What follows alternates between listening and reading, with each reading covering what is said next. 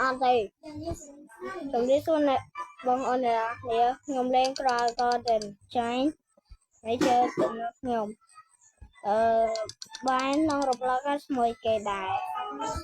សម្រាប់ខ្ញុំផងអ្នកនរគ្នាហើយ Hello អ្នកទាំងអស់គ្នាអរគុណខ្ញុំខ្ញុំនិយាយជាមួយបងខ្ញុំទៅអត់សុខទេយល់ទេ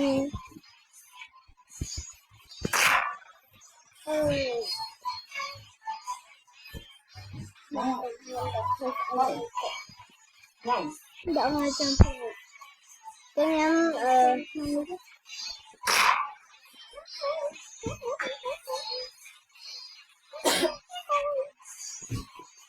Hello អ្នកខ្ញុំឈ្មោះថាយ៉ាយ៉ា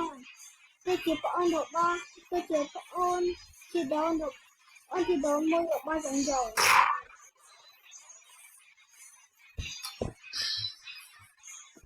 ទៅទៀតយើងនេះគឺបានគិតស្មានហើយព្រោះយ៉ាងគឺយ៉ាងទៅស្មានទៅស្មាន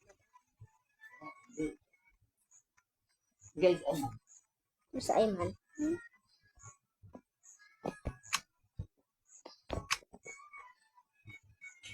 Okay,